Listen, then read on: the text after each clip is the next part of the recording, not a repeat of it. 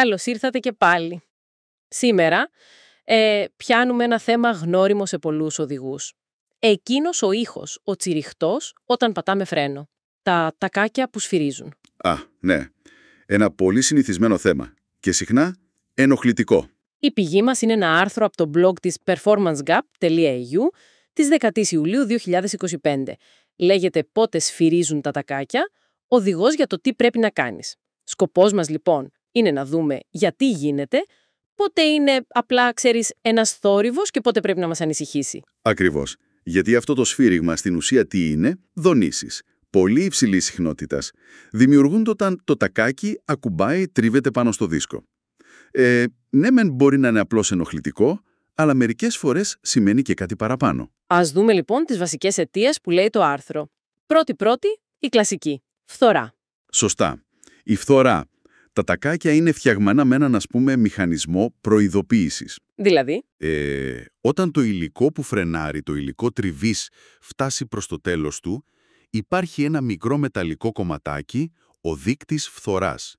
Αυτό αρχίζει να ακουμπάει στο δίσκο και κάνει αυτόν τον χαρακτηριστικό ήχο. Είναι επίτηδες φτιαγμένο έτσι. μάλιστα, για να σε προειδοποιήσει. Ακριβώς. Να σου πει «άλλαξέ με». Μια απλή ιδέα, αλλά σωτήρια για την ασφάλεια. Οκ. Πέρα από τη φθορά όμως, το άρθρο μιλάει για τα υλικά. Τι γίνεται εκεί? Ναι, εδώ είναι λίγο πιο σύνθετο. Δεν είναι μόνο τα φτηνά τακάκια, τα, ξέρεις, κακής ποιότητας. Το άρθρο λέει κάτι σημαντικό. Ακόμα και καλά τακάκια, επώνυμα, μπορεί να σφυρίζουν, Αλήθεια, γιατί? αν είναι ακατάλληλα. Δηλαδή, δεν ταιριάζουν στο συγκεκριμένο αυτοκίνητο ή, κυρίως, στον τρόπο που οδηγεί κάποιος. Σκέψου, λέει, να βάλεις πολύ σπορ τακάκια, αγωνιστικού τύπου, σε ένα αυτοκίνητο που κινείται μόνο στην πόλη. Α, κατάλαβα. Μπορεί να μην ζεσταίνονται σωστά, να μην πιάνουν την ιδανική θερμοκρασία λειτουργίας τους και να σφυρίζουν. Γι' αυτό και αναφέρει μάρκες όπως η EBC Brakes, που είναι γνωστή για προϊόντα υψηλής απόδοσης και λέει ότι αυτά συχνά έχουν καλύτερα αντικραδασμικά χαρακτηριστικά, είναι πιο μελετημένα. Λογικό ακούγεται. Μετά πάμε στους εξωτερικούς παράγοντες.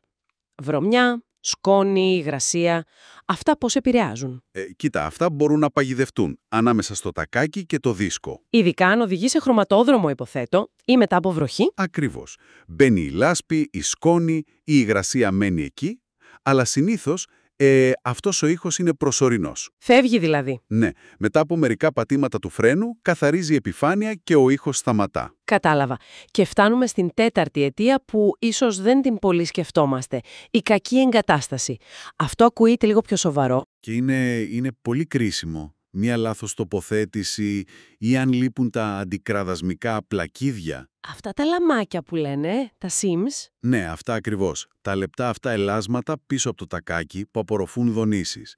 Αν λείπουν αυτά ή αν είναι φθαρμένα άλλα μέρη, όπως οι δαγκάνες, Οι δαγκάνες. τα εξαρτήματα που σπρώχνουν τα τακάκια πάνω στο δίσκο. Αν κάτι από αυτά δεν είναι σωστό, τότε μπορεί να αρχίσει το σφύριγμα ή να γίνει πολύ χειρότερο. Μάλιστα. Άρα έχουμε διάφορες αιτίες, αλλά λέει το άρθρο δεν είναι πάντα κακό. Πότε ένα σφύριγμα είναι, ας πούμε, αναμενόμενο ή φυσιολογικό? Κοίτα, υπάρχουν περιπτώσεις.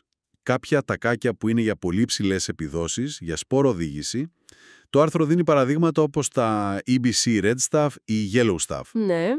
Αυτά μπορεί να έχουν μια τάση να σφυρίζουν λίγο όταν είναι κρύα, μέχρι να ζεσταθούν καλά, να φτάσουν στη θερμοκρασία που δουλεύουν ιδανικά. Μετά συνήθως σταματάνε.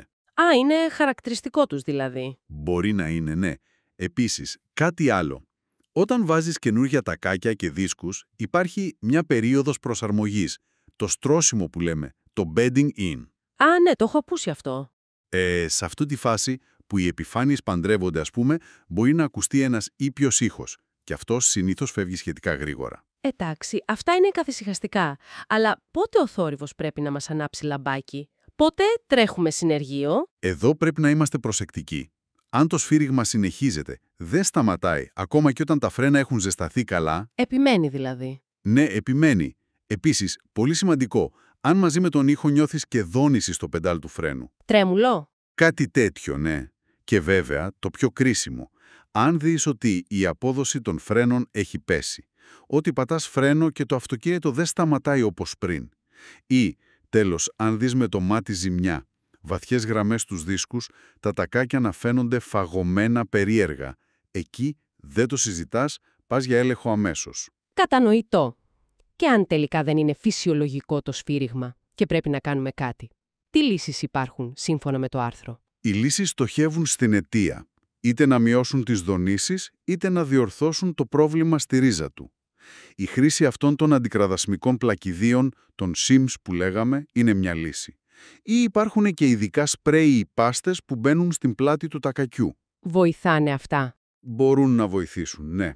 Αλλά το βασικό είναι η επιλογή σωστών ποιοτικών τακακιών, κατάλληλων για το αυτοκίνητο και τη χρήση. Το άρθρο αναφέρει τα EBC Green Stuff ως παράδειγμα για καθημερινή χρήση που είναι κεραμικά ή μη μεταλλικά. Και φυσικά, οι δίσκοι πρέπει να είναι σε καλή κατάσταση, καθαροί, χωρίς βαθιές χαρακές. Και υποθέτω επιστρέφουμε πάλι στην εγκατάσταση. Ακριβώς. Το τονίζει το άρθρο. Η σωστή εγκατάσταση είναι το α και το ω. Μπορεί να έχεις τα καλύτερα υλικά του κόσμου, αν δεν μπουν σωστά, με προσοχή, πάλι μπορεί να έχεις θέμα. Ο μάστορας πρέπει να ξέρει τι κάνει. Πολύ διαφωτιστικά όλα αυτά. Άρα, για να τα μαζέψουμε λίγο, το σφύριγμα στα φρένα θέλει πάντα προσοχή.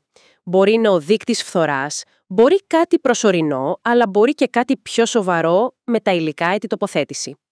Η σωστή διάγνωση και η συντήρηση είναι το κλειδί για να φρενάρουμε με ασφάλεια και ησυχία. Σωστά. Και κλείνοντας, να αφήσω μια σκέψη έτσι για προβληματισμό που βγαίνει από όλη τη συζήτηση. Μιλήσαμε πολύ για τον ήχο, αλλά πόσο σημαντική είναι τελικά η αίσθηση των φρένων. Η αίσθηση στο πόδι ή στο πεντάλ. Το πώς πιάνει το φρένο. Μήπως καμιά φορά αυτή η αίσθηση μας λέει περισσότερα για το τι συμβαίνει εκεί κάτω, ίσως και πιο έγκαιρα από τον ήχο. Και πόσο πρέπει να την εμπιστευόμαστε, κάτι να το σκεφτούμε.